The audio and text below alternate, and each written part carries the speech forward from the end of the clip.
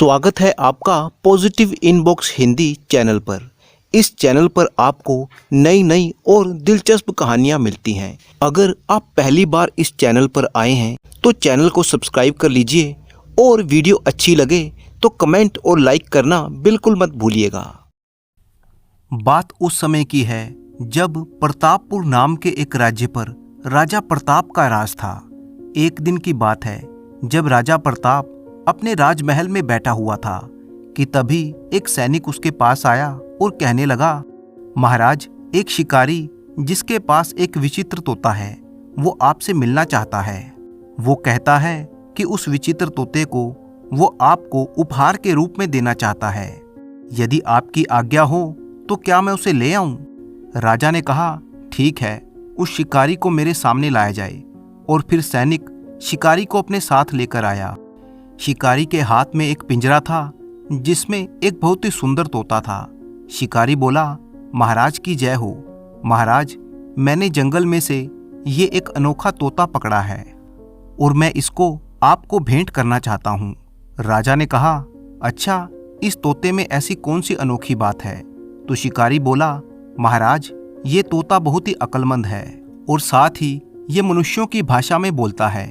राजा को ये सुनकर बड़ी हैरानी हुई और वो कहने लगा, अगर ऐसी बात है तो इस तोते से कहो कि ये हमें कुछ बोल कर दिखाए।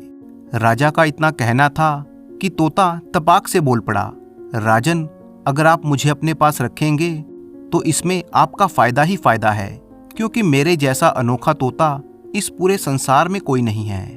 तोते के मुंह से ऐसी बातें सुनकर राजा को बड़ा आश्चर्य हुआ और उसने शिकारी से कहा, ठीक है शिकारी, हमें तुम्हारा तोता बहुत ही पसंद आया।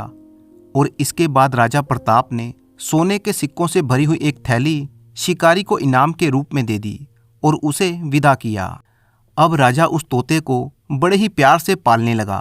महल के सभी नौकरों को यह खास आदेश दिया गया कि इस तोते का अच्छे से ख्याल रखा जाए। तोते के खाने पीने में किसी तरह की कोई कमी नहीं होनी चाहिए। तोते को एक बड़े ही सुंदर पिंजरे में रखा गया। अब तो राजा का अधिकतर समय उस तोते से बातें करने में ही बीतने लगा। तोते ने भी अपने मालिक को निराश नहीं किया और वो बड़ी ही प्यारी प्यारी बातें करके राजा का मन बहलाता।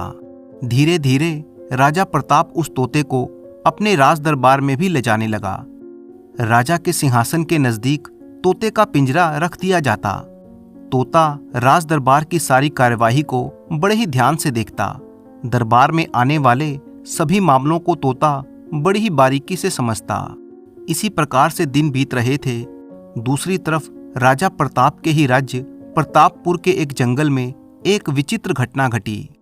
जब बिरजू नाम का एक आदमी, जिसकी पत्नी अपने मायके गई हुई थी और उसे मायके गए हुए काफी दिन बीत चुके थे, बिरजू उसे लेने के लिए मायके में गया। जब वो अपनी पत्नी के साथ वापस लौट रहा था तो रास्ता काफी लंबा था और चलते चलते उसकी पत्नी माया थक चुकी थी। बिरजू अपनी पत्नी से कहने लगा, अरे भाग्यवान, जरा जल्दी जल्दी चलो, क्योंकि शाम होने से पहले हमें घर पहुंचना है। माया बोली, अजी आप भी कैसी बातें करते हैं, मैं तो आपके पीछे पीछे ही चल रही हूँ। अब क्या मैं उड़कर चलूं? आपके साथ सुबह से चलते चलते मेरी तो हालत खराब हो गई है। अब तो मुझे जोरों से भूख भी लग रही है, आप मुझे कुछ खिला दीजिए। बिरजू ने कहा, अरे भाग्यवान, घर चलकर जो चाहे वो खा लेना। बिरजू की पत्नी ने कहा, अब मैं इससे आगे और नहीं चल पाऊंगी, क्यों ना हम थोड़ी देर किसी पेड़ के नीचे बैठकर आराम कर लें।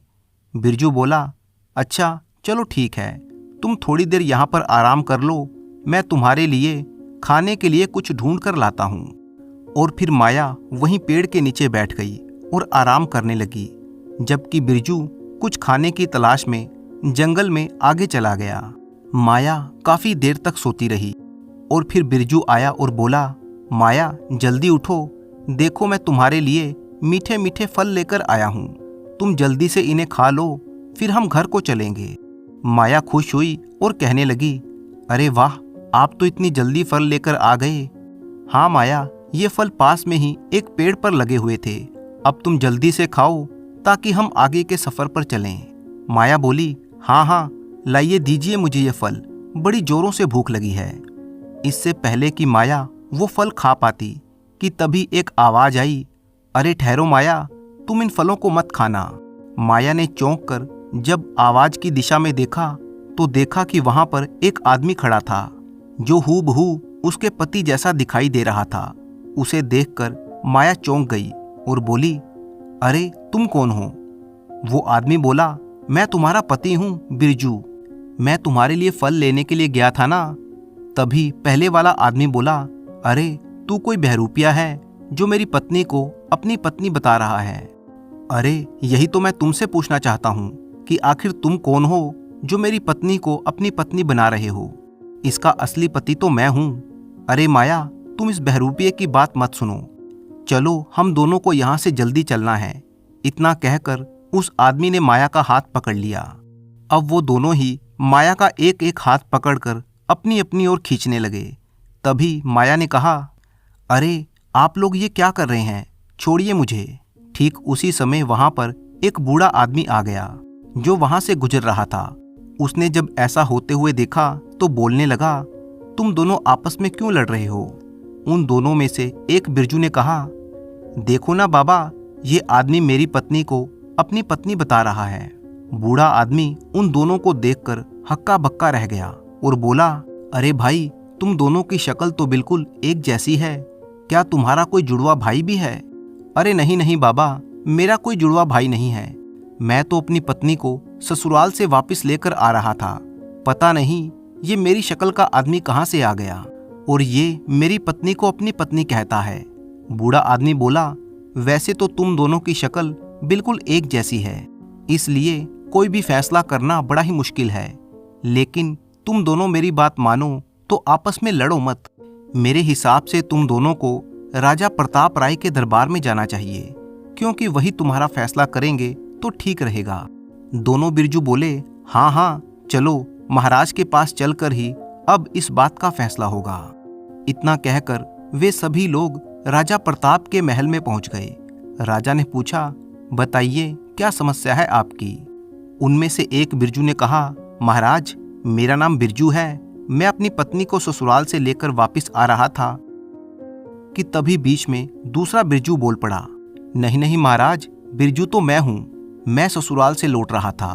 इन दोनों की बातें सुनकर राजा का सिर चकरा गया। वो कहने लगा, अरे भाई, ये कैसे हो सकता है? एक ही शक्ल के दो दो आदमी दोनों ही इस औरत को अपनी पत्नी बता रहे हैं। अब मैं कैसे फैसला करूं? मुझे तो कुछ भी समझ में नहीं आ रहा। राजा ने अपने मंत्री की तरफ देखा और बोला, मंत्री जी, आपका क्या कहना है? आखिर इन दोनों में से कौन सच बोल रहा है? मंत्री ने कहा, महाराज, इस बारे में कोई भी फैसला लेना इतना आसान नहीं है। इतना विचित्र मामला देखकर राज दरबार के सभी दरबारी हैरान थे, किसी को भी कुछ भी समझ में नहीं आ रहा था। उस समय राजा का प्रिय तोता भी, जो कि राज दरबार में ही मौजूद था, वो भी इस सारे मामले को बड़े ही ध्यान से देख रहा था। उसने कहा, महाराज, यदि आप आज्ञा दें तो क्या इस मामले को हल करने में मैं आपकी सहायता कर सकता हूँ? तोते की बात सुनकर राजा कुछ हैरान हुआ, लेकिन फिर कुछ सोचते हुए कहने लगा, हाँ हाँ तोते, क्यों नहीं, मुझे मालूम है कि तुम बहुत ही समझदार हो। अगर तुमने इस समस्या का समाधान कर दिया तो मुझे बड़ी ही खुशी होगी। तभी उन दोनों में से एक बिरजू ने तोते से कहा, तोते महाराज, आप इस बहरूपिये से मेरी पत्नी को बचा लीजिए, क्योंकि मेरी पत्नी के अलावा मेरा इस दुनिया में कोई और नहीं है। दूसरा बिरजू बोला, अरे नहीं नहीं तोते महाराज, ये आदमी झूठ बोलता है, ये मेरी पत्नी है। तोते ने कहा, अरे तुम दोनों जरा रुको, पहले तुम दोनों अपनी सारी बात मुझे विस्तार से बताओ। और फिर तोते ने एक एक करके उन दोनों हमशक्ल आदमियों से कुछ देर तक बात की। उनसे सारी बात विस्तार से जानने के बाद तोते ने कहा, अब तुम दोनों शांत हो जाओ, ये पत्नी किसकी है इसका फैसला अभी हो जाएगा। इसके बाद तोते ने मंत्री को आदेश दिया, मंत्री जी, आप राज दरबार में एक सुराही मंगवाइए।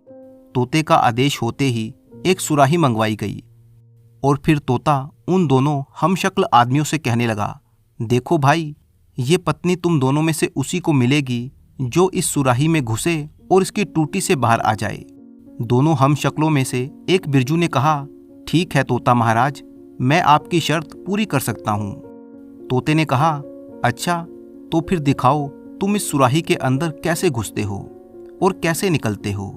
ये सुनकर वो हमशक्ल बिरजू आगे बढ़ा और पलक झपकते ही उसका पूरा शरीर एक धुएं के बादल में बदल गया और वो धुएं के रूप में उस सुराही के अंदर समा गया और फिर उसी रूप में वो सुराही की टूटी से बाहर आ गया। ये देखकर सभी लोग हैरान रह गए। तोते ने दूसरे बिरजू से कहा, क्यों भाई नौजवान, क्या तुम इस शर्त को पूरा करने की कोशिश नहीं करोगे? वो बिरजू बोला, लेकिन तोता महाराज, मैं भला इस सुराही के अंदर कैसे जा सकता हूँ? मेरा आकार इतना बड़ा है, मैं इसके अंदर कैसे घुसूं? लेकिन तोते महाराज, आपने ये कैसा न्याय किया है, मुझे तो कुछ भी समझ में नहीं आया। तभी वो हमशक्ल बिरजू बोला, अच्छा तो तोते महाराज, मैंने आपकी शर्त पूरी कर दी, अब मैं अपनी पत्नी को ले जाना चाहता हूँ। तोते ने कहा, हाँ हाँ जरूर लेकर जाना, लेकिन मेरे एक संदेह को दूर करने के बाद। संदेह? लेकिन कैसा संदेह? तोते ने कहा, देखो नौजवान, मेरा संदेह सिर्फ इतना है कि क्या तुम सचमुच इस सुराही के अंदर गए थे? उस आदमी ने कहा, हाँ हाँ तोता महाराज, मैं तो सभी के सामने इस सुराही के अंदर गया था। तोते ने कहा, नहीं नौजवान, मैं तो तभी मानूंगा जब तुम एक बार फिर से इस सुराही के अंदर जाओगे और मेरे मंत्री जी इस बात की जांच करेंगे कि तुम सुराही के अंदर हो या नहीं। इसके बाद ही तुम अपनी पत्नी को यहाँ से ले जा सकते हो, क्योंकि मुझे शक है कि तुमने जो अभी अभी किया वो सिर्फ हमारी आंखों का भ्रम था। वो बहरूपिया बोला, आप कैसी बातें करते हैं? चलिए ठीक है, मैं एक बार फिर से करके दिखाता हूँ, जरा रुकिए। इतना कहकर वो बहरूपिया बिरजू फिर से धुएं में परिवर्तित हुआ और उस सुराही के भीतर घुस गया। तब तोते ने मंत्री से कहा, मंत्री जी जरा देखिए तो सही कि वो इस सुराही के अंदर है या नहीं। मंत्री जी तोते के इशारे को समझ गए। उन्होंने तुरंत ही सुराही के ढक्कन और सुराही की टूटी को बंद कर दिया। तब तोते ने मंत्री से कहा, वाह मंत्री जी, आपका कोई जवाब नहीं। अब जल्दी से इस सुराही को ले जाइए और कहीं दूर जंगल में जाकर इसे 50 फीट नीचे गड्ढा खोदकर दबा दीजिए, ताकि फिर कभी ये प्रेत वहां से वापस ना आ सके। बिरजू, अब तुम अपनी पत्नी को ले जा सकते हो। असली बिरजू खुश होते हुए कहने लगा, तोता महाराज आपकी जय हो, आपने तो असंभव काम को भी संभव कर दिखाया। मैं आपका ये एहसान कभी नहीं भूलूंगा। इतना कहकर असली बिरजू अपनी पत्नी को लेकर वहां से चला गया। इस सारी घटना को देखकर राजा प्रताप भी बहुत ही खुश थे। उन्होंने तोते से पूछा, तोते, एक बात तो मेरी समझ में आ गई कि जो इस सुराही में कैद हुआ वो एक प्रेत था, जो कि रूप बदलने में माहिर था। अपनी मायावी शक्ति से उसने अपना रूप भी बदल लिया और उसी शक्ति से वो इस सुराही के अंदर भी समा गया। लेकिन तुमने उस प्रेत आत्मा को कैसे पहचाना? तोते ने कहा, महाराज, एक ही शक्ल के दो आदमी और दोनों ही एक ही औरत को अपनी पत्नी बता रहे थे। ये बड़ी ही विचित्र बात थी। और जब मैंने फैसला सुनाने से पहले बारी बारी उन दोनों से कुछ देर तक बात की, तभी मुझे इस बात का एहसास हो गया था कि उनमें से एक प्रेत है। क्योंकि जब मैं उस बहरूपिये बिरजू से बात कर रहा था तो जितनी देर तक मैंने उससे बात की, उस बहरूपिये ने एक बार भी अपनी पलकें नहीं झपकी। बात करते समय वो एकटक मुझे देखे जा रहा था। ऐसा तो कोई सामान्य इंसान नहीं कर सकता, क्योंकि एक साधारण इंसान 1 मिनट में ही कई बार अपनी पलकें झपक लेता है। बिल्कुल भी पलकें ना झपके, ये तो प्रेत आत्माओं की पहचान होती है। इसलिए मैंने इस तरह की शर्त रखी जो सिर्फ एक प्रेत आत्मा ही पूरी कर सकती थी। बेशक उस प्रेत आत्मा के पास मायावी शक्ति थी, लेकिन अकल के मामले में वो बिल्कुल कमजोर ही थी। इसलिए वो मेरे जाल में फंस गई। बाकी जो कुछ भी हुआ वो आप सभी लोगों के सामने है। तब राजा प्रताप राय ने कहा, वाह तोते, तुम्हारा कोई जवाब नहीं, लेकिन तुम्हारी बातों से ऐसा लगता है कि तुम कोई मामूली तोते नहीं हो, बल्कि कोई पुण्य आत्मा हो। सच सच बताओ कि आखिर तुम कौन हो? तोता बोला, महाराज, आप बिल्कुल ठीक कहते हैं, मैं कोई तोता नहीं, बल्कि मैं आपका दोस्त राजा विक्रम हूँ। तोते के मुंह से ये बात सुनकर राजा प्रताप हैरान रह गया। वो कहने लगा, क्या तुम मेरे दोस्त विक्रम हो? लेकिन मेरा दोस्त विक्रम तो अपने राजमहल में है। तोते ने कहा, अरे भाई, वो तुम्हारा दोस्त नहीं बल्कि वो तो मेरा दुष्ट मंत्री है। लेकिन तुम्हारा मंत्री तो राजमहल छोड़कर किसी दूसरे देश में चला गया था ना। तोते ने कहा, नहीं मित्र, वो कहीं पर नहीं गया, वो राजमहल में ही मेरा रूप धारण करके रह रहा है। राजा प्रताप बोला, लेकिन दोस्त, ये सब कब हुआ और कैसे हुआ?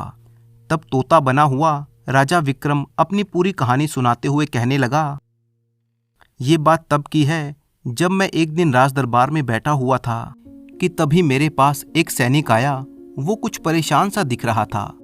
क्या हुआ सैनिक, तुम इतने परेशान क्यों हो? सैनिक ने कहा, महाराज, हमारे राज्य में एक ऐसे महान संत आए हैं जिन्होंने मरे हुए इंसान को भी जीवित कर दिया। तब मंत्री ने कहा, महाराज, अगर ऐसी बात है तो उस महान संत से हमें जरूर मिलना चाहिए। और फिर मंत्री की बात सुनकर राजा विक्रम उन महात्मा जी के पास गया। वहां जाकर वो कहने लगा, महात्मा जी, आपने मरे हुए आदमी को कैसे जीवित किया? तब महात्मा जी कहने लगे, महाराज, ये एक संजीवनी विद्या है जिसे मैंने अपनी तपस्या से अर्जित किया है। राजा ने कहा, बाबा, यदि आप बुरा ना माने तो क्या आप ये विद्या मुझे सिखा सकते हैं? महात्मा जी बोले, राजन, मैं इस विद्या को किसी और को नहीं सिखा सकता। लेकिन क्यों महात्मा जी, आखिर आप ये विद्या क्यों नहीं सिखा सकते? राजन, क्योंकि ये विद्या सीखने के बाद मनुष्य इसका गलत इस्तेमाल करेगा। कोई भी व्यक्ति प्रकृति के नियमों के विरुद्ध नहीं जा सकता।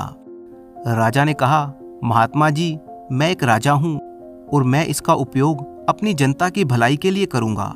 मैं ऐसा कोई काम नहीं करूँगा जो प्रकृति के विपरीत हो। इस विद्या के उपयोग से मैं अपने लोगों की भलाई के काम करूँगा।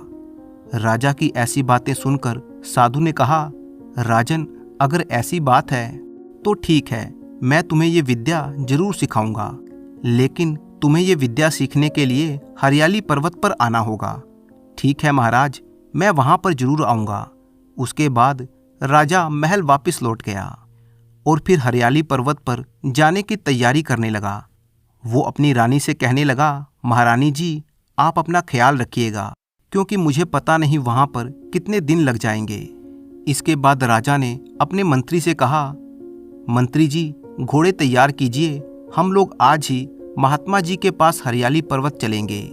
ठीक है महाराज, मैं अभी आपके प्रिय घोड़े बादल को तैयार करवाता हूँ। राजा ने कहा, नहीं मंत्री जी, इस यात्रा पर हम अपने प्रिय घोड़े बादल को नहीं लेकर चलेंगे, क्योंकि ना जाने वहां पर कितना समय लग जाएगा और कितनी कठिनाइयों का सामना करना पड़ेगा। ये भी नहीं पता कि वहां पर खाने पीने की उचित व्यवस्था है भी या नहीं। इसलिए बादल को यहीं रहने दीजिए, मेरे लिए कोई दूसरा घोड़ा तैयार कीजिए। मंत्री वहां से चला गया। तब रानी कहने लगी, महाराज, आप तो जा रहे हैं, लेकिन पता नहीं क्यों मेरा दिल बड़ा ही विचलित हो रहा है। अरे महारानी जी, मैं पहली बार आपसे दूर जा रहा हूं ना, इसलिए आपका मन परेशान है। लेकिन आप परेशान ना हो, मैं जल्दी ही वापस आने की कोशिश करूंगा। राजा और मंत्री अपने अपने घोड़ों पर सवार होकर निकल पड़े। वे दोनों चलते चलते हरियाली पर्वत पर जा पहुंचे। वहां पर पहले से ही वो महात्मा जी मौजूद थे। महात्मा जी कहने लगे, महाराज, आपका स्वागत है, लेकिन महाराज, आपको यहाँ पर अकेले आना चाहिए था। राजा ने कहा, महात्मा जी, आप चिंता ना करें, ये हमारे बहुत ही विश्वसनीय मंत्री हैं, ये हमेशा मेरे साथ ही रहते हैं। महात्मा जी ने कहा, लेकिन क्षमा कीजिए महाराज, मैं ये विद्या आपको बिल्कुल अकेले में सिखाऊंगा, जहां पर आपके और मेरे अलावा कोई तीसरा ना हो। तो फिर आप ही बताइए महात्मा जी कि अब मैं क्या करूं? महाराज, आप मेरे साथ उस गुफा में चलिए, मैं इस विद्या का ज्ञान आपको उस गुफा के भीतर ही दूंगा। आप अपने मंत्री को यहीं पर रोक दीजिए।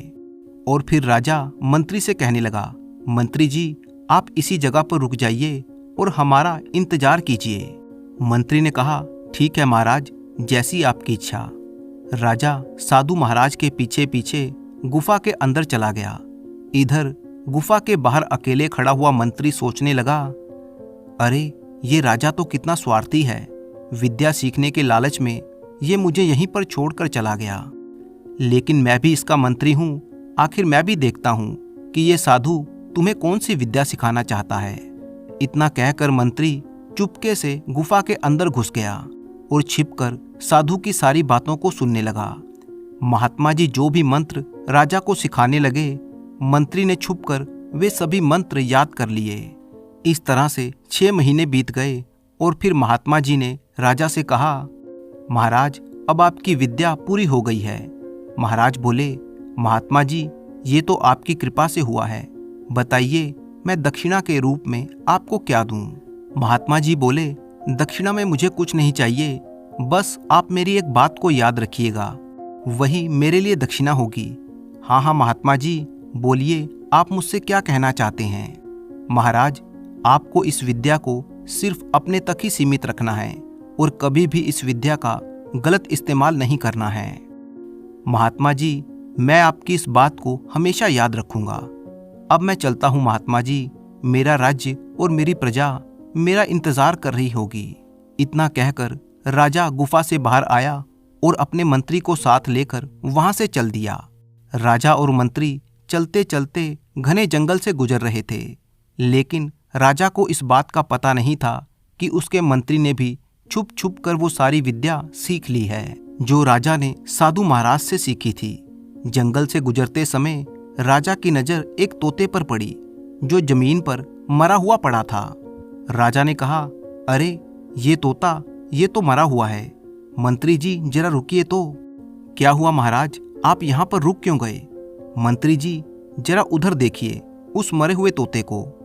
हाँ महाराज मैं भी उसे देख रहा हूँ, लेकिन आप इस तोते को दिखाकर कहना क्या चाहते हैं। अरे कुछ नहीं मंत्री जी, उस मरे हुए तोते को देखकर मैं सोच रहा हूँ कि क्यों ना अपनी विद्या का परीक्षण कर लिया जाए कि क्या सचमुच ये विद्या काम करती है या नहीं। अरे महाराज तो इसमें इतना सोचने की क्या बात है, जरा मैं भी तो देखूं कि आपने कौन सी विद्या सीखी है। ठीक है मंत्री जी आप जरा रुकिए, मैं आपको अपनी विद्या का चमत्कार दिखाता हूँ। इतना कहकर राजा तुरंत घोड़े से नीचे उतरा। राजा ने अपनी विद्या से अपने शरीर को छोड़कर अपने प्राण तोते के शरीर में डाल दिए। इधर मंत्री ने भी अपनी चाल चली, उसने अपने शरीर से अपने प्राणों को निकालकर राजा के पड़े हुए शरीर में डाल दिया और तुरंत उठकर खड़ा हुआ और तोते पर झपटा, लेकिन तोता वहां से उड़ गया। अब तोते के अंदर राजा की आत्मा थी और वो उसी समय मंत्री के इस धोखे को समझ गया। तोता उड़कर एक पेड़ पर बैठ गया और सोचने लगा, हे भगवान मैं अपने मंत्री के बारे में ऐसा कभी सोच भी नहीं सकता था, इसने मेरे साथ इतना बड़ा धोखा किया है। जबकि इधर मंत्री जो कि अब राजा के शरीर में था, वो वहां से घोड़े पर सवार होकर महल वापस चला गया। पीछे से मंत्री के शरीर को जंगली जानवरों ने खा लिया और वो तोता वृक्ष की डाल पर बैठा हुआ दुखी मन से अपने भविष्य के बारे में सोच रहा था कि तभी उस पेड़ के नीचे से एक शिकारी गुजरा। शिकारी को देखकर तोते ने उससे कहा, अरे शिकारी भैया जरा रुको तो, क्या तुम मुझे कुछ अनाज के दाने खिला सकते हो, मैं बहुत ही भूखा हूँ। शिकारी बोला, लेकिन मैं तुम्हें दाने क्यों खिलाऊं, इसमें भला मेरा क्या फायदा। तोते ने कहा, शिकारी भैया मैं तुम्हें दानों के बदले में ढेर सारे सोने के सिक्के दिलवा सकता हूँ जो तुमने कभी सपने में भी नहीं सोचे होंगे।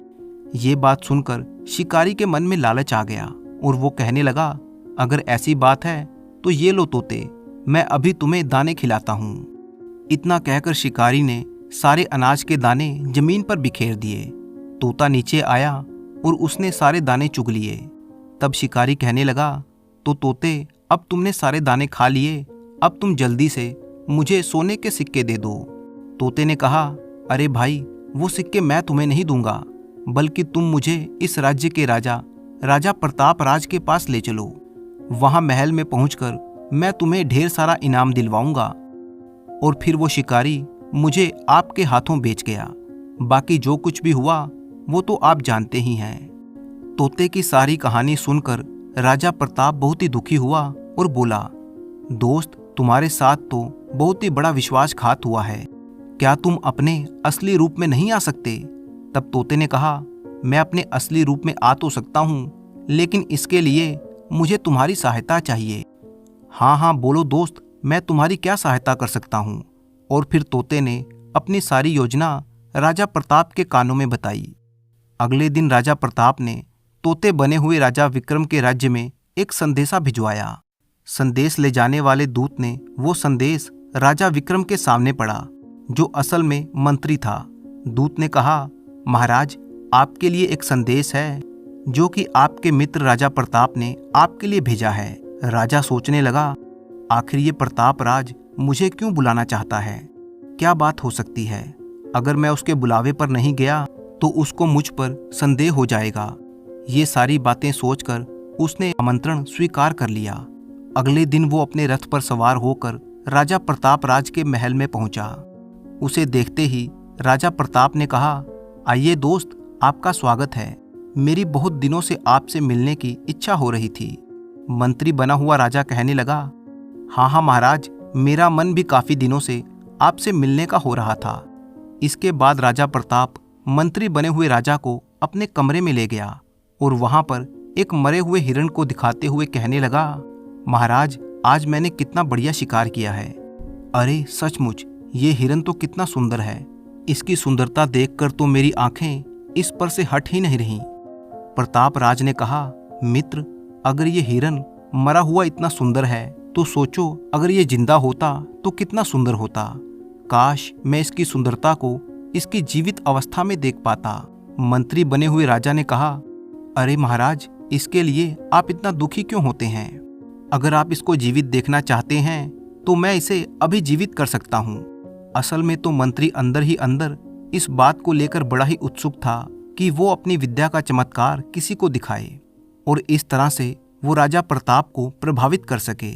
राजा प्रताप ने कहा, लेकिन मित्र, आप इसे जीवित कैसे कर सकेंगे?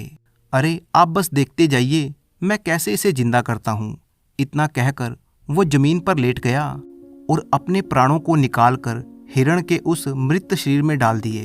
तभी असली राजा विक्रम, जो कि वहां पर तोते के रूप में छिपा हुआ था, उसने अपने प्राण तोते के शरीर से निकालकर वापस अपने शरीर में डाल दिए और तुरंत अपनी तलवार उठाकर हिरण का सिर काट दिया और कहा, दुष्ट मंत्री, तेरे धोखे की यही सजा थी।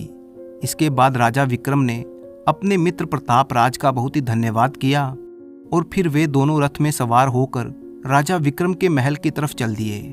जब राजा प्रताप और राजा विक्रम रानी के कमरे में गए तब रानी गुस्से से कहने लगी, अरे दुष्ट, तू फिर से मेरे कमरे में आ गया। मेरी अनुमति के बिना तू अंदर कैसे आया? मैंने पिछले 6 महीनों से तुझे इस कमरे में घुसने नहीं दिया, फिर तेरी हिम्मत कैसे हो गई? ये सुनकर राजा विक्रम ने कहा, महारानी, मैं आपका पति हूँ। आखिर मुझे आपसे मिलने के लिए अनुमति लेने की क्या आवश्यकता है? रानी बोली, तुम मुझे धोखा नहीं दे सकते। अपनी गंदी जुबान से तुम मुझे पत्नी मत कहो, क्योंकि तू मेरा पति नहीं है। महारानी, मैं ही आपका पति हूँ, मेरा विश्वास कीजिए। रानी बोली, नहीं, तू एक बहरूपिया है जो पिछले 6 महीने से मुझे ठगने की कोशिश कर रहा है। पता नहीं मेरे असली पति इस समय कहाँ पर हैं।